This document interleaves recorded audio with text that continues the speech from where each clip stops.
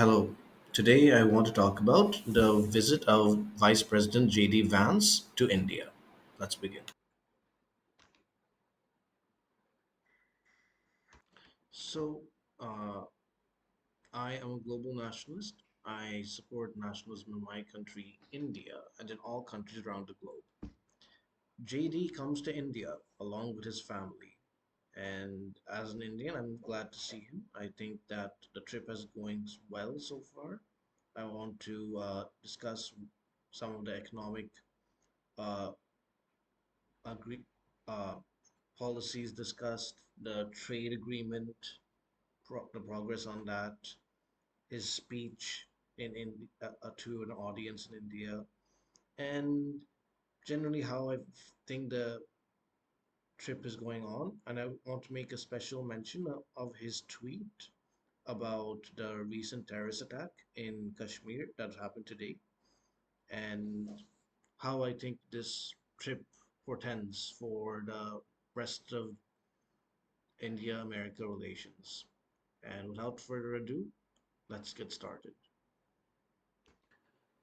Vice President J.D. Vance met Prime Minister Narendra Modi, and in that meeting, India and the United States moved a step closer to a comprehensive trade deal after finalizing the terms of reference that will guide upcoming negotiations. Ambassador Jameson Greer, the U.S. Trade Representative, confirmed the development. I am pleased to confirm that USTR and India's Ministry of Commerce and Industry have finalized the terms of reference to lay down a roadmap for the negotiations on reciprocal trade. Greer noted the need for balance in the trade relationship. There is a serious lack of reciprocity in the trade relationship with India.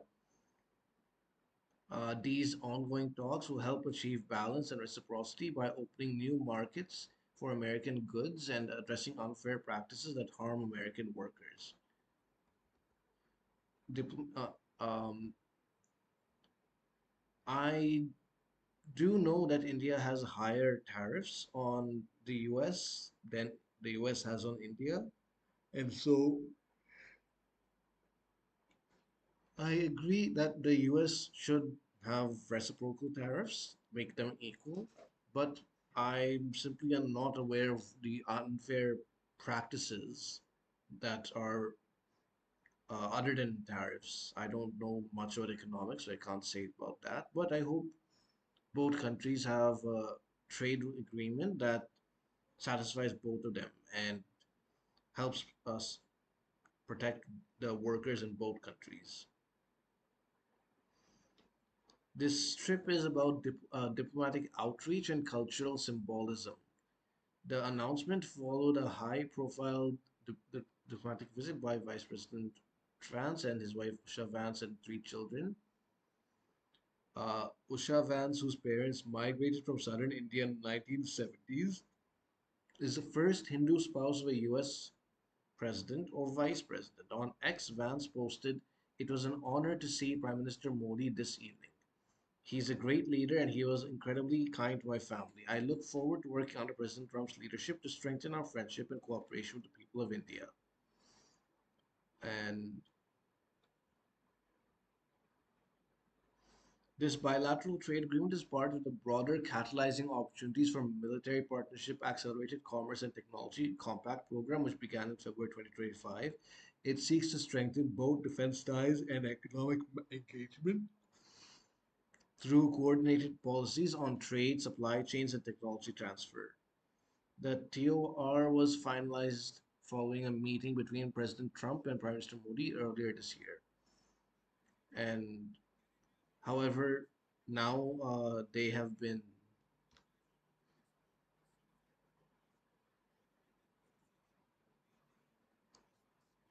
uh, uh, officially announced that the TOR has been accepted by both parties.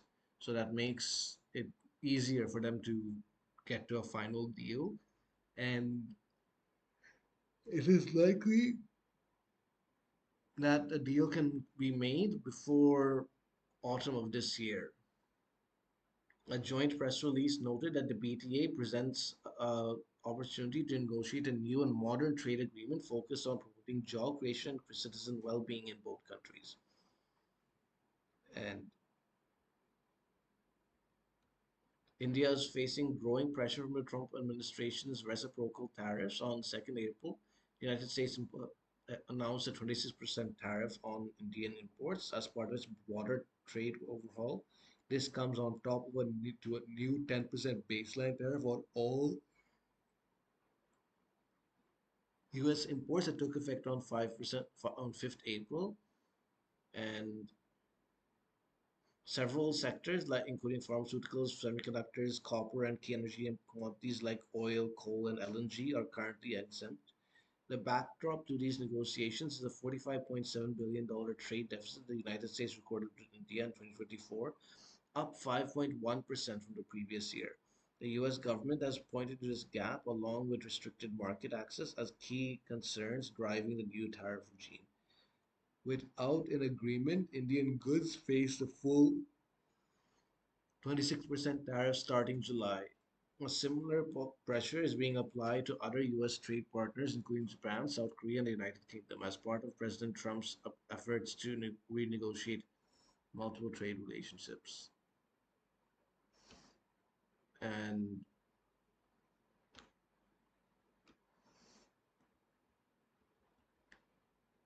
the terms of reference finalized include around 19 chapters covering issues such as tariffs, goods, non tariff barriers, and customs facilitation, official sources said.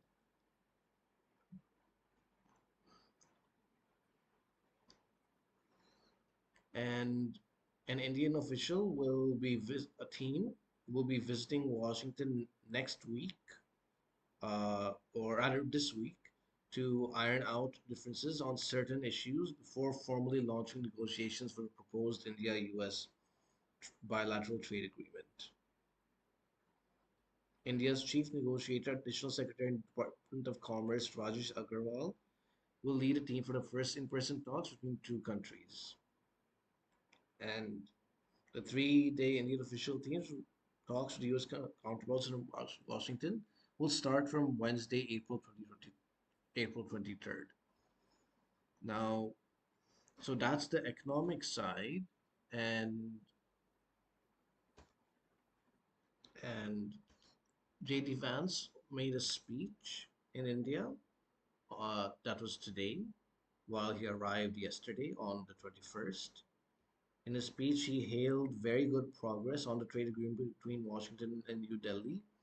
He said that Indian Prime Minister Narendra Modi is a serious leader who has thought deeply about India's future prosperity and security, while also describing him as a very tough negotiator who drives a hard bargain. So this shows that uh, President Trump's liking of Prime Minister Modi has reflected onto JD Vance, who also likes him. Vance's description of the India-US partnership as one of the most important diplomatic relationships in the world contrasts with the hostility the Trump administration has shown towards many traditional friends and allies. Yes, Trump is kind of treating India a little better than its other allies, like in Europe, and they are ideologically aligned, which J.D. Vance spoke about in the speech, how both want to preserve their cultures and are uh, not in favor of having a flat world where everything is the same, but want to put their own countries first.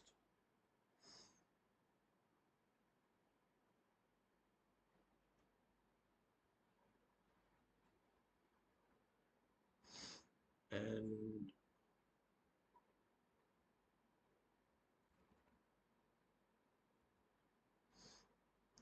the vice president welcomed Modi government's announcement from earlier this year, lifting restrictions on the import of U.S. small modular reactors and the construction of U.S. designed reactors in India.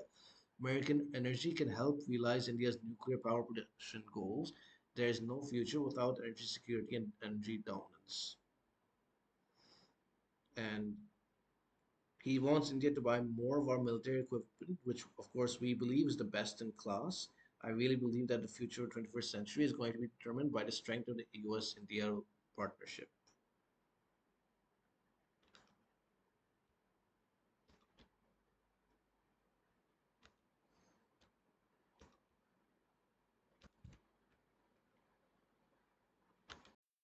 Today, at least, and I want to talk about his reaction to the Pahalgam terror attack. Um, it is a terror attack in Kashmir. At least 26 civilians, mostly tourists, were killed in a terror attack in Pahalgam in Jammu and Kashmir's Anantnag district on Tuesday, and it is the deadliest attack in the valley since the 2019 Pulwama strike. The attack took place at Baisaran, a meadow accessible only by foot or ponies, where a group of tourists had gone visiting this morning. And the Resistance Front, a shadow group of the banned Pakistan-based Lashkar-e-Taiba terror group, has claimed responsibility for the attack. So this is very sad and very sad for the families who died, and I hope that they get justice. Prime Minister Modi is visiting Saudi Arabia at the moment, but I think he's coming back, and has held a telephonic conversation with Union Home Minister Amit Shah and asked him to take suitable measures. Later in the day, Mr. Shah reached Srinagar to take stock of the situation. Now, what did JD Vance say? He said in his tweet, replying to Prime Minister Modi's tweet condemning the terror attack in Pahalgam, he said, Usha and I extend our condolences to the victims of the devastating terrorist attack in Pahalgam, India. Over the past few days, we have been overcome with the beauty of this country and its people. Our thoughts and prayers are with them as they mourn this horrific attack. This is a very kind post of his and shows that some emotion. This isn't just the normal we condemn post that politicians make. This feels a little heartfelt and shows that he's following news and that his team is keeping him updated. And there's no offense made in this to anyone in this post. He hasn't put India in a difficult situation, so I appreciate this post and his condolences to the victims and to the country at large.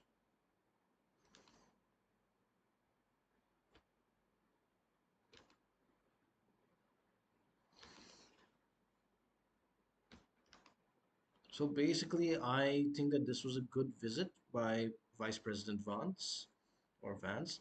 He uh, got the terms of reference for the trade agreement finalized. He's got several parts of the trade agreement agreed upon, and now India and US can move to the next phase to get a trade agreement for the 90-day uh, limit that President Trump has set before he puts reciprocal tariffs on countries. Right now, India just has a 10% baseline tariff from the US. I hope that succeeds. I hope trade can increase between both countries, which will be good for both of us, without being lopsided or in favor of one over the other. So yeah, I just and I'm glad that he has all JD Vance has supported selling military weapons to India, and I hope that our military relationship will also grow. And of course, his final message of condolence to the victims of terrorist attack is touching. And so, yeah, I think this has been a great visit. Uh, that's all I wanted to say. Please share your thoughts in the comment section. If you want to see other videos about Indian nationalism with respect to current events, click here. If you want to see my previous video, click here. If you want to see the sources I used for this video, click the link in the description below. Thank you for watching. Goodbye.